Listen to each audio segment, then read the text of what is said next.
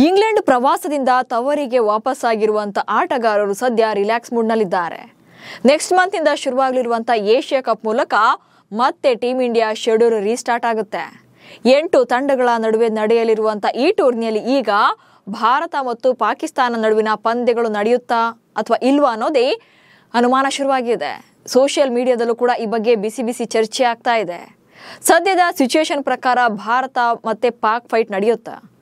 ಈ ಬಗ್ಗೆ ಭಾರತದ ನಿಲುವೇನು? WCL ನಂತೆ ಮ್ಯಾಚ್ ರದ್ದಾಗುತ್ತಾ? ಈ ಬಗ್ಗೆ ಮಾಹಿತಿಯನ್ನು ಕೊಡ್ತೇನೆ. ನಾನು ಶಾಂತ. ನೀವು ಸುದ್ದಿಯಾನದ ಸಬ್ಸ್ಕ್ರೈಬರ್ ಆಗೋದಕ್ಕೆ ಮರಿಬೇಡಿ. ಸೆಪ್ಟೆಂಬರ್ 9ರಿಂದ ದುಬೈನಲ್ಲಿ ನಡೆಯಲಿರುವಂತ ಏಷ್ಯಾ ಕಪ್ ಟೂರ್ನಿಯಲ್ಲಿ ಈ ಸಲ 8 ತಂಡಗಳು ಆಡ್ತಾ ಇವೆ.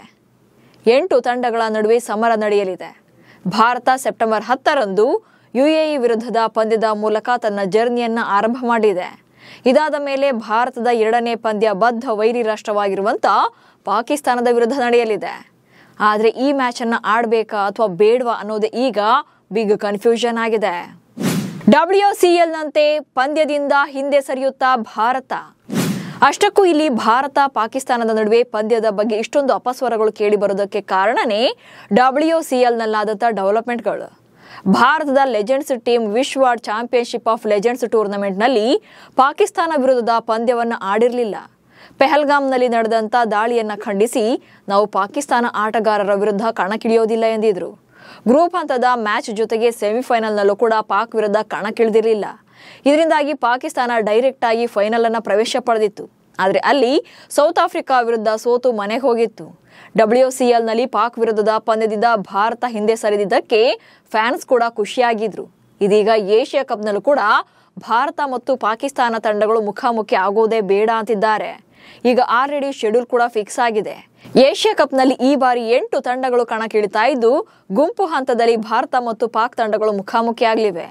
ಆ ಬಳಿಕ ನಾಕ್ಔಟ್ನಲ್ಲೂ ಕೂಡ ಎದುರುಬದರಾಗುವಂತ ಸಾಧ್ಯತೆ ಇದೆ. ಏಷ್ಯಾ ಕಪ್ನಲ್ಲಿ ಪಂದ್ಯಗಳು ರದ್ದಾಗುವುದು ಡೌಟ್. ಭಾರತ ಮತ್ತು ಪಾಕಿಸ್ತಾನ ನಡುವಿನ ಪಂದ್ಯ ರದ್ದತಿಗೆ ಕೂಗು ಜೋರಾಗ್ತಿರೋ ಬೆನ್ನಲ್ಲೇ ಎಮಿರೇಟ್ಸ್ ಕ್ರಿಕೆಟ್ ಮಂಡಳಿಯ ಮುಖ್ಯ ನಿರ್ವಾಹಕರಾಗಿರುವಂತ ಶುಭಂ ಅಹ್ಮದ್ ಈ ಬಗ್ಗೆ ಬಿಗ್ ಅಪ್ಡೇಟ್ ಒಂದನ್ನು ನೀಡಿದ್ದಾರೆ. ಭಾರತ ಪಾಕಿಸ್ತಾನ ಪಂದ್ಯವನ್ನ ವಿಶ್ವ ಚಾಂಪಿಯನ್ಶಿಪ್ ಆಫ್ ಲೆಜೆಂಡ್ಸ್ ನಂತೆ ಕ್ಯಾನ್ಸಲ್ ಮಾಡೋದು ಕಷ್ಟ ಎಂದಿದ್ದಾರೆ. ಯಾಕಂದ್ರೆ ಇದು ಏಷ್ಯಾ ಕಪ್ ಆಗಿರೋದ್ರಿಂದ ರದ್ದುಗೊಳಿಸೋಕೆ ಸಾಧ್ಯವಿಲ್ಲ ಎಂದಿದ್ದಾರೆ.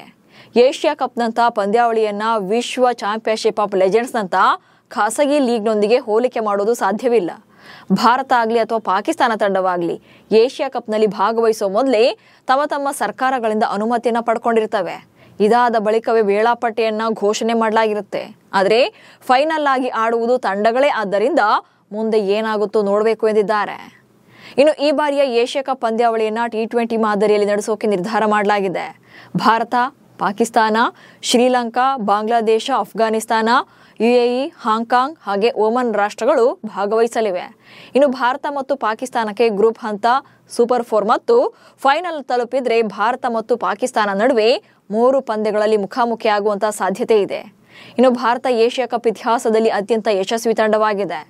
8 ಬಾರಿ ಪ್ರಶಸ್ತಿಗಳನ್ನು ಗೆದ್ದುಕೊಂಡಿದೆ. ಅಂದ್ರೆ ಈವರೆಗೂ 16 ಟೂರ್ನಿಗಳು ನಡೆದಿದ್ದು ಇದರಲ್ಲಿ 8 ಬಾರಿ ಭಾರತವೇ ಗೆದ್ದಿದೆ. 1984ರ ಉದ್ಘಾಟನಾ ಆವೃತ್ತಿಯಲ್ಲಿ ಟ್ರೋಫಿಯನ್ನು ಎತ್ತಿ ಹಿಡಿದಿತ್ತು. ಹಾಗೆ ಇತ್ತೀಚೆಗೆ ಅಂದ್ರೆ 2023ರಲ್ಲಿ ಕೊನೆ ಬಾರಿ ನಡೆದಿದ್ದಂತ ಈ ಏಷ್ಯಾ ಕಪ್ ಟೂರ್ನಿಯಲ್ಲಿ ಪ್ರಶಸ್ತಿಯನ್ನ ಗೆದ್ದು ಹಾಲಿ ಚಾಂಪಿಯನ್ ಆಗಿದೆ.